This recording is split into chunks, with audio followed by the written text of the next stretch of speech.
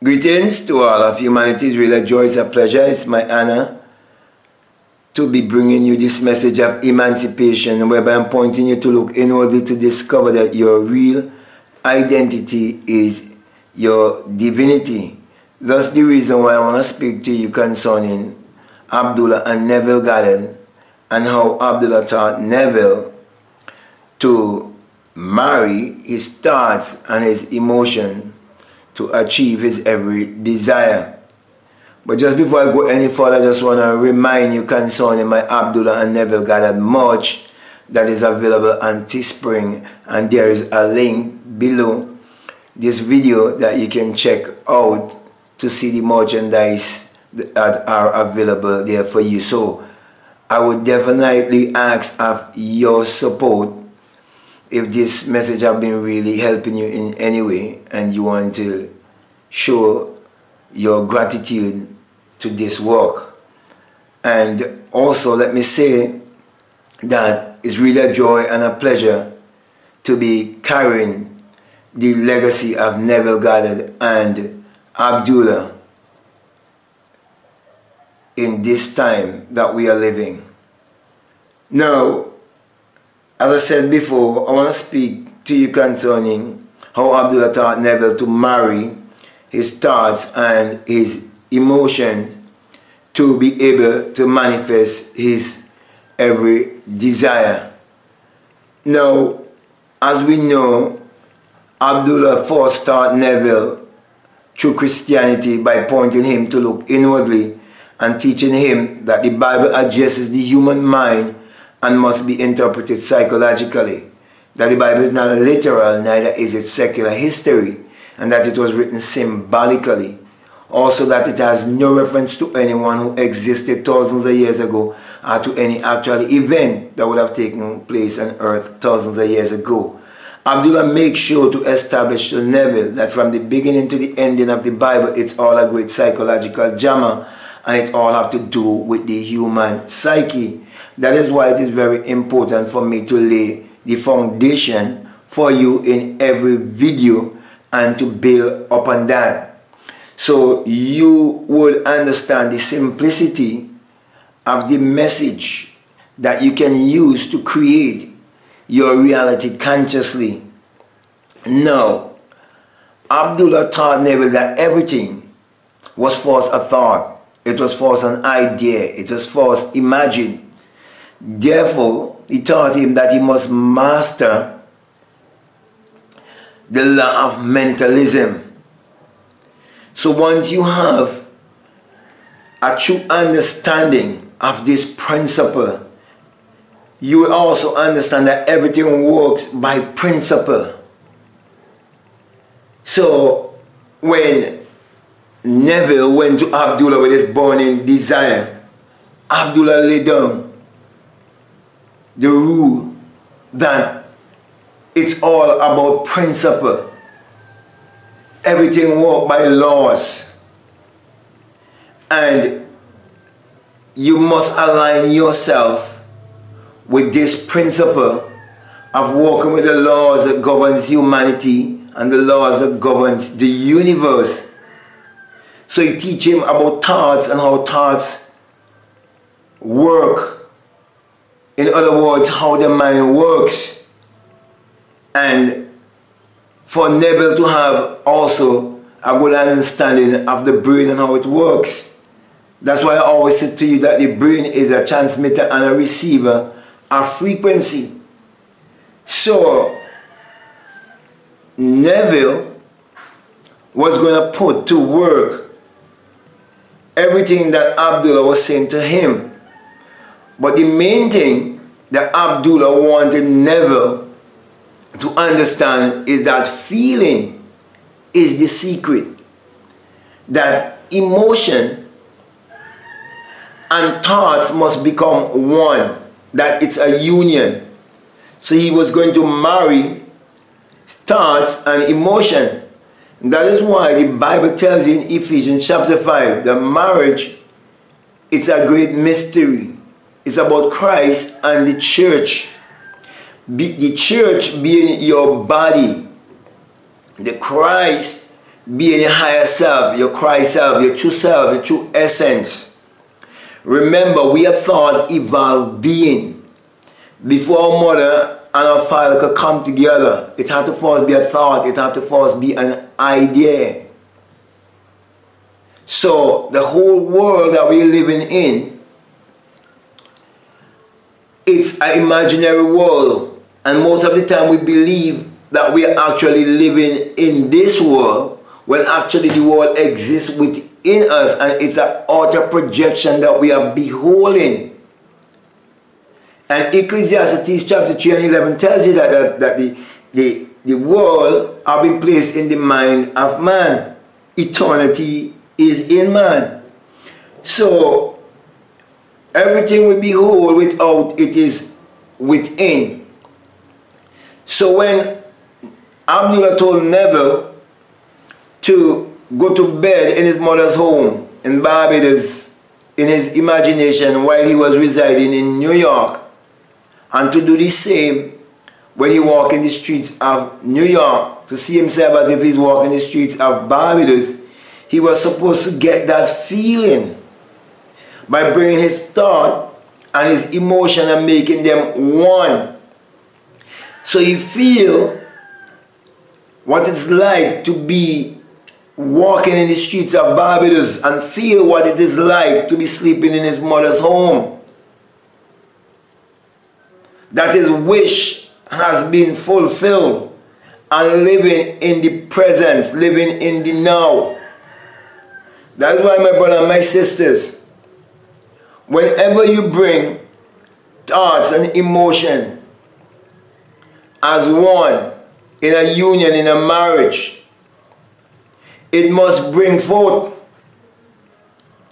it must procreate, because it is a spiritual sexual act that is taking place in a psychological way, and also in a spiritual way, because we are spirit having a human experience. So everything that we display in the physical realm, it takes place in the spiritual realm. That is why the word sex, sex, is sacred energy exchange. It is when the energy are coming together, male and female, the yin and the yang, the 6 and the 9, energy, vibration and frequency. The divine language of mathematics is taking place. The divine language from which we get the alphabet and we get mathematics from, it's all a language. It's like a computer program. All of that is taking place to give you your manifestation. That is why everything has already been created. Everything is already here. It's just that we have to lift our vibration to the frequency to attract that particular thing that we desire in our life. So my brother and my sisters, that's the reason why the Bible tells you in Romans, I think it's 4:17, it tells you that you call those things that be not as though they are. You speak your life into being how you want it to be. When you understand that you must bring thoughts and emotion, for emotion is energy in motion, and you are a mass of energy. So you must set what you desire, you must set it in motion. Get it moving by adding your emotion to it and believe it. So the more you get to understand about yourself, the more you get to understand that the Bible is your spiritual autobiography that must be interpreted psychologically, the more you get to understand what Abdullah was really teaching Neville Goddard, the more you get to understand these things, it will be more simple for you to do your imaginal acts without worries or without doubt, without fear, and it becomes very simple for you, because it is so simple that some people believe that it should be more complicated. So You see that which you desire through your mind's eye, which is the eye of imagination. And with such a thought, you add your emotion, your feeling, that feeling of knowing. It's a knowing feeling or sensation that you know. Some people call it a gut feeling. That is you trusting your intuition, which is your inside teacher. So my brothers and my sisters, you are actually a scientific being. You are like a computer assimilation. But you operate by thoughts and emotion. So your subconscious mind do not know anything about right and wrong. Your subconscious mind do not hold the perception that the world wants you to believe and how the world wants you to think. That's why the Bible tells you you must not be conformed, but you must be transformed by the renewing of your mind. So your subconscious mind will receive communication through your emotion, the feeling that you impress upon your subconscious mind would mean how your subconscious mind will react back to you. It's a law of sowing and reaping. It is giving and receiving. It's a law, it's a principle. That's why in the Bible, in Habakkuk, it tells you to write down your vision and affirm it. And for a certain time, you must wait.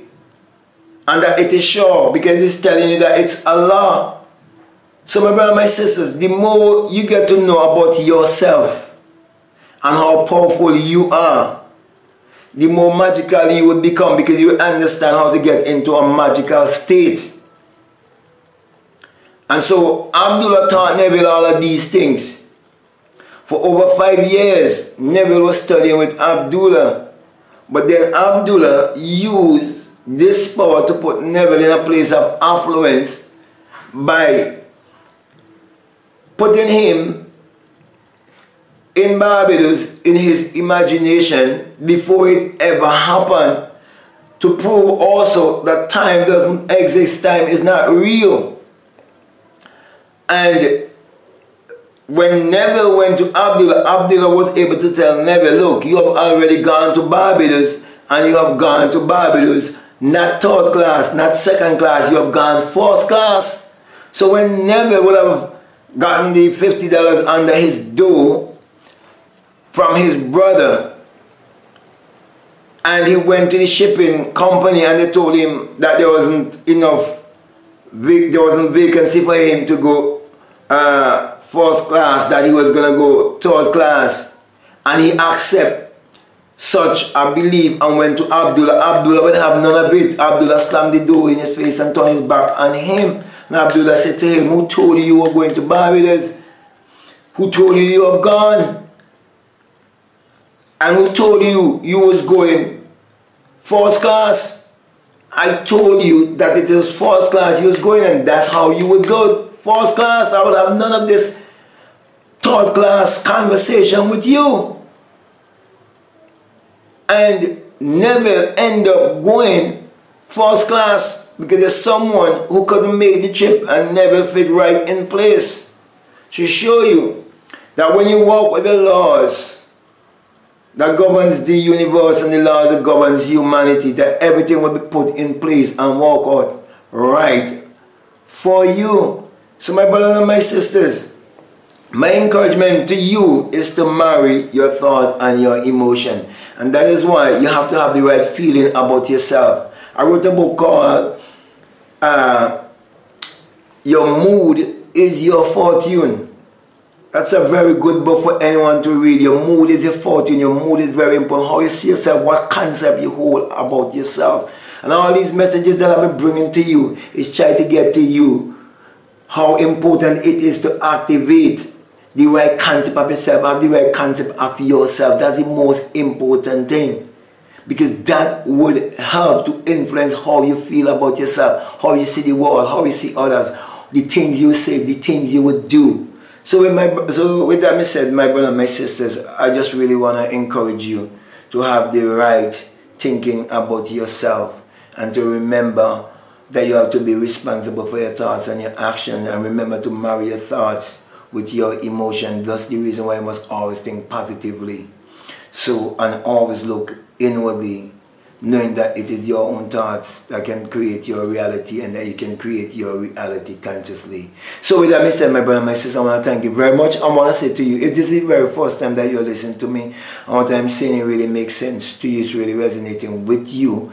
If you haven't subscribed already, I encourage you to subscribe, to like, to comment, to share this video. But just before I leave you, I want to remind you that this message that I bring to you, that it is the single-line message of self-realization, of which Matthew 6:22 says that if your eye be single, your whole body will be full of light. And truly, my whole body was filled with light when the single eye awakes within me, and I changed from mortal to immortality in a twinkling of an eye. After that great and mighty shaking, and I would have heard the unearthly wind, and ascend like a fire beam, and came out of my skull and became invisible, became one with the wind. And that is why I always say to you, my brother and my sister, when you have this great experience, you come to realize that it is the rising of the S-U-N in a S-O-N, and that it is actually the dawning of a new day in your life.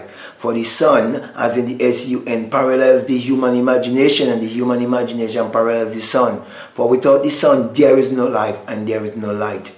And without the human imagination, there isn't anything made that was made. And you're told in Psalms 84:11 that the Lord thy God is a sun and a shield, and no good thing will he withhold from you. And truly the Son has never withhold any good thing from humanity, for the Son is what powers all of humanity and gives its energy to all of humanity.